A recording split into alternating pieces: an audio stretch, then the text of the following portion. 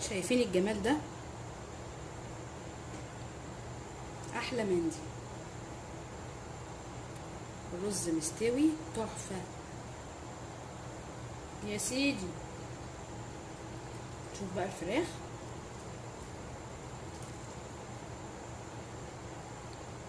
فظيعه.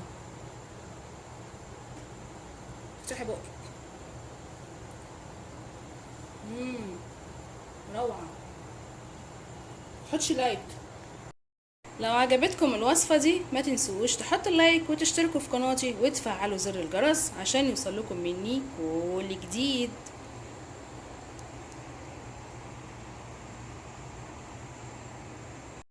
اللهم صل وسلم وبارك على سيدنا محمد وعلى آله وصحبه أجمعين. ازيكم عاملين ايه؟ يا رب دايما تكونوا بخير وفي أحسن صحة وفي أحسن حال. هعمل ان شاء الله النهاردة صينية المندي الحلوة دي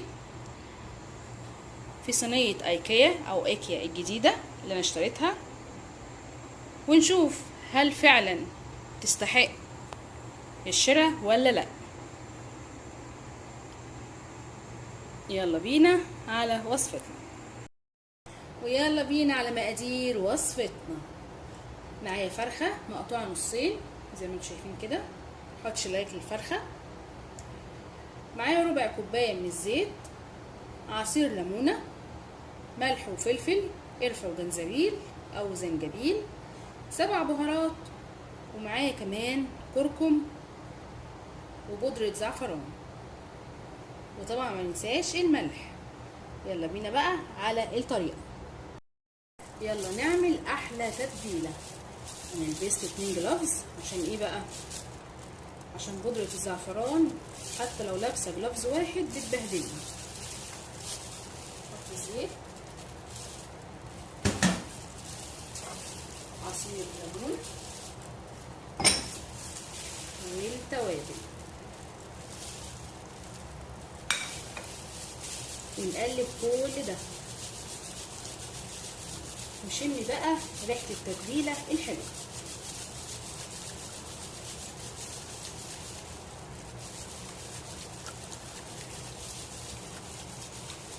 بس كده. ونحط بقى الفراخ،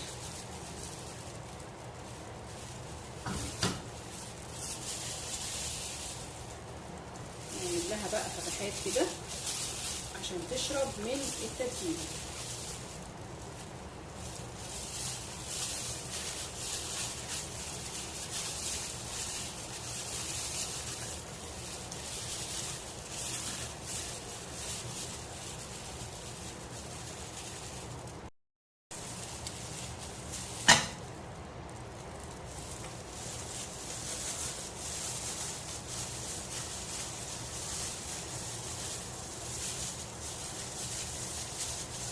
مساج كده.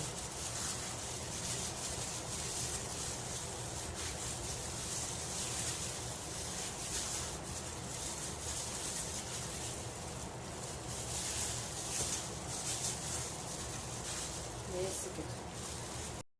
طبعا فرق كبير جدا لما نحط الفراخ في التلاجة شوية قد ساعتين 3 كده، ممكن كمان نبيتها.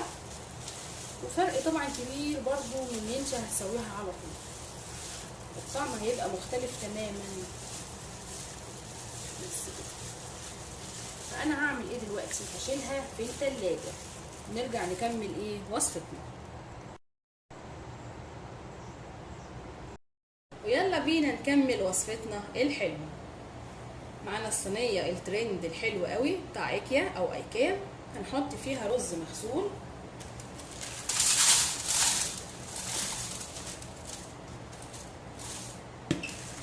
انا حطيت 2.5 من الرز، 2.5 كوباية. هحط عليهم 3.5 كوبايات من المية المغلية.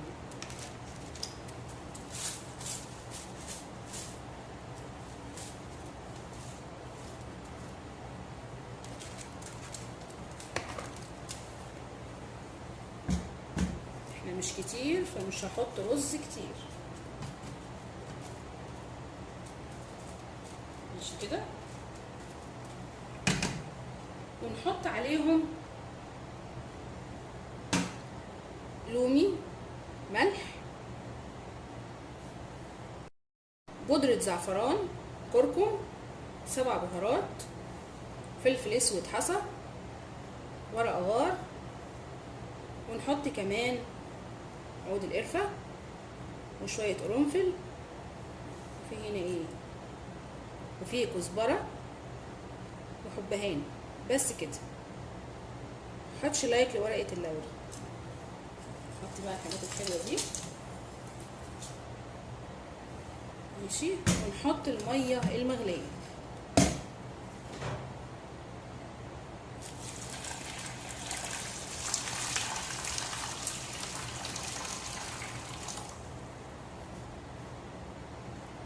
متحركش بقى في الرز كتير عشان ما يتكسرش.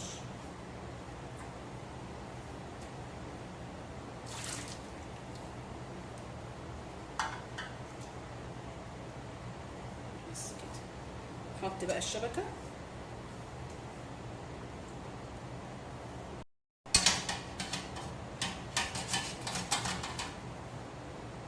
ماشي كده.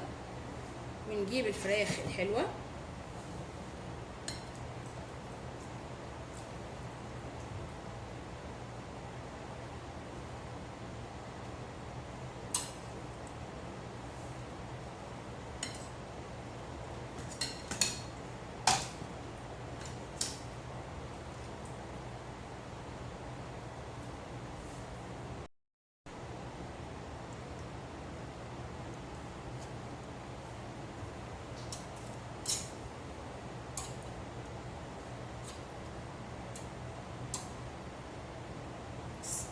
كده،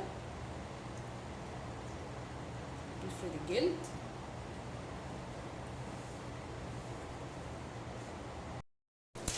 نغطي بقى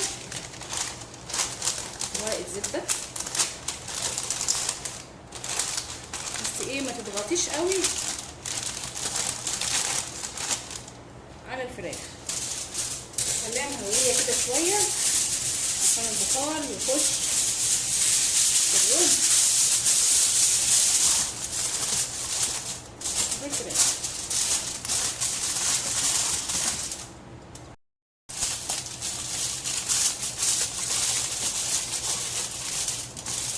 بصوا، متحاولوش تعملوا كده من الاطراف بس،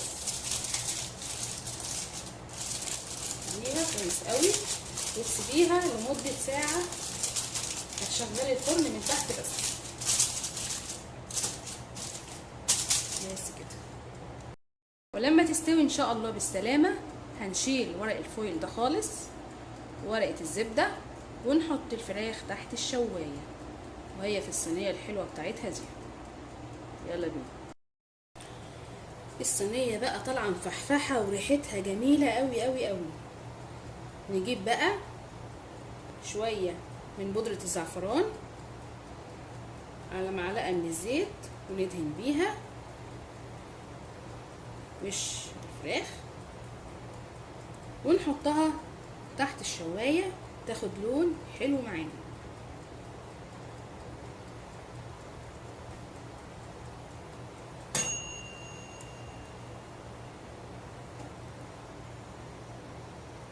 صينية زي العسل. تقدري تحطي فرختين بقى 3. الصينية ما شاء الله كبيرة وتاخد من الحبايب 1000.